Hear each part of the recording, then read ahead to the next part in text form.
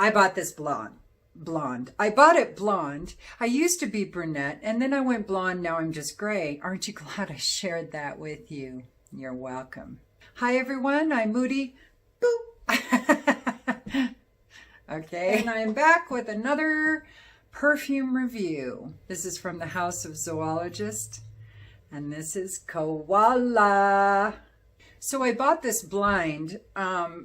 I knew I was going to love it. I don't know how I knew, because I have looked at a lot of Zoologist perfumes, and some I really thought I was going to love, and I'm not sure about them.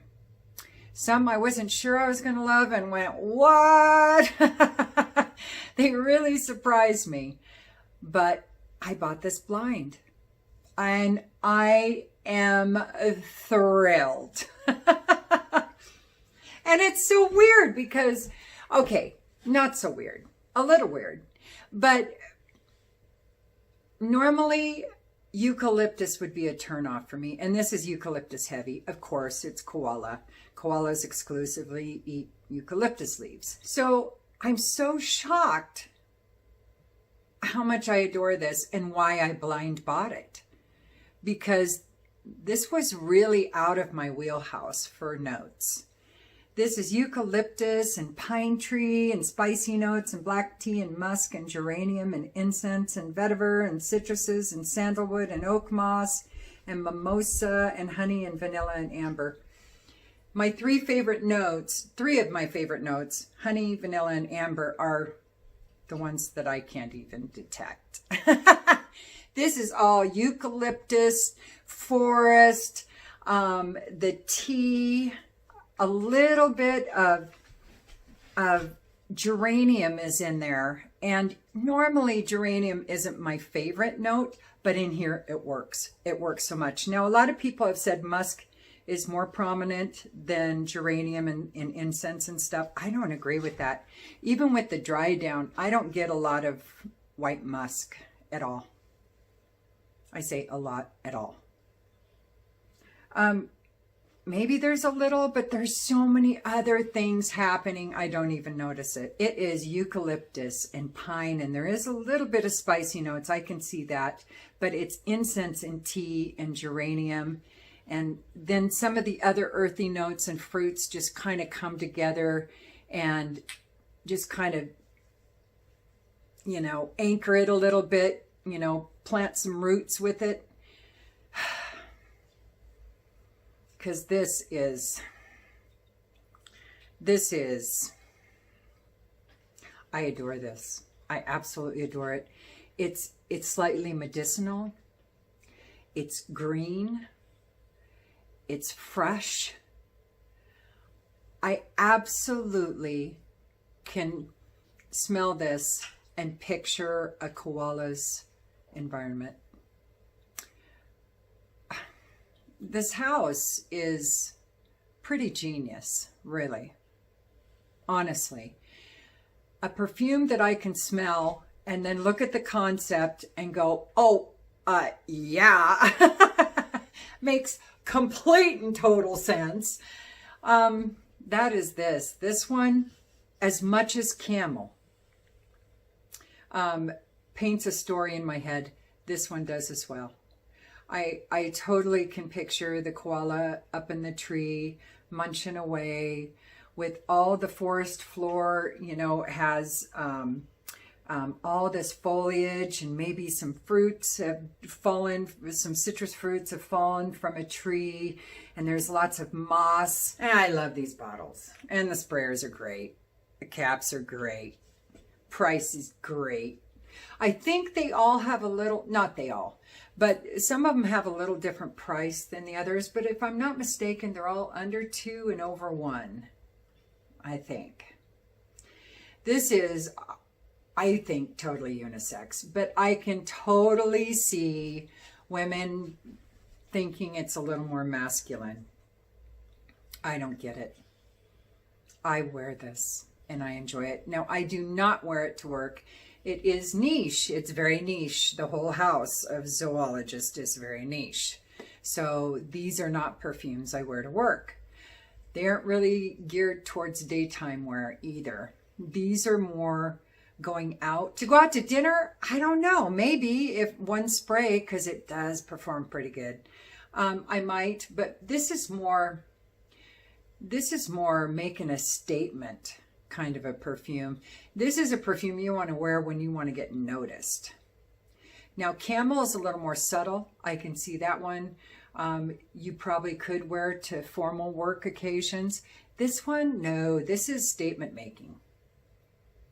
That's what this is. And like I said, it performs so well. I sprayed on my hand because I knew I was going to finally do this review. I've had this bottle since, well, I was one of the first to order it off of his website in Canada. Once he could start sending perfumes back across the US border again. So I put my order in right away. I've had it for several weeks. I don't know how long, but several weeks. And I have worked with it quite a bit, and it performs really well. I think it's perfect in the summertime. Now, eucalyptus can bloom in the hot weather, and it does a little bit, so I do one spray with this in this temperature. But this can be worn year-round. So in the wintertime, you dang right I'm going to be wearing this stuff. And I'll probably give it 2 blasts at that time. I might try 2 sprays at that time. But I only ever need 1. I sprayed my hand this morning before I went to work. I know, I don't normally wear perfumes like this to work, but it is the year of COVID. And I stay in my office away from everybody. And I don't hardly go out unless, you know, I have to. And so I wasn't too worried about, you know, during all of this, I have been testing some perfumes at work that normally I would not ever consider it. So anyway, it's done beautiful in the heat. It will do beautifully, I am absolutely certain, in the wintertime. So I sprayed this morning.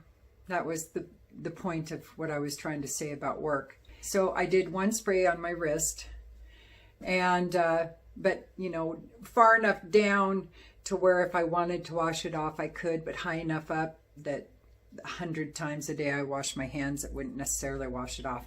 But I know I got up there many times washing my hands, and it's still there, and I could still smell it. It has lasted. I did a refresher spray about 2 hours ago, and then I had been wearing it about 6 hours prior to that. I didn't even really need a refresher spray, but I knew I was going to do this review again, so I wanted to make sure I remembered what I liked or didn't like about the top notes and the dry down and all of that. I love it all. End of this story. That is the conclusion. I love it all. I love the top notes when it's its most medicinal. I love it to the mid stage where you get just a hint more of not necessarily jungle, but greenery. I love it all the way to the dry down where some of those mossy notes kick in. I don't usually like oak moss, but it's noticeable in this and perfect because it adds to the picture. I tell you, this is incredible stuff. Perfume has evolved so much. I mean, I think of my days of Jean Naté, Lemon Splash, up to even, you know, I've said before, Taboo, and by Dana, I think it was, and I wore Lauren by Ralph Lauren. And it's just, those are very relevant perfumes, but now it is like somebody has taken the lid off or the roof off of a fragrant pool, and it has erupted with creativity and originality and just plain bravery. I am so glad that I have started this fragrant journey. I am just so thrilled. And I'm so glad some of you are coming with me on it. I hate doing anything alone. So I prefer to do it with friends. Anyway, yep, I'm going to get going. So this is amazing stuff. I suggest you get a sample if at all possible and use your own nose and see what you think. But it is not for everybody. It's very niche. I have to tell you that. And like I've explained before, my dog is dreaming, so his legs are going. Like I've explained before, this is a house where I fell in love with the house before I fell in love with a single perfume. And I had tried a few. I understand the house, and now I am starting to really get into the perfumes. But you kind of got to start that way, unless you are just somebody who is not like me and can just jump feet first into a perfume and appreciate it. I don't always do that. Some I do when there's some of my favorite notes. But when they're super niche and unique and original like this, yeah, it's a little different. Anyway, don't forget to like and subscribe and ding, ding, ding the bell if you want. If you don't, it's all good. I still love you. Peace.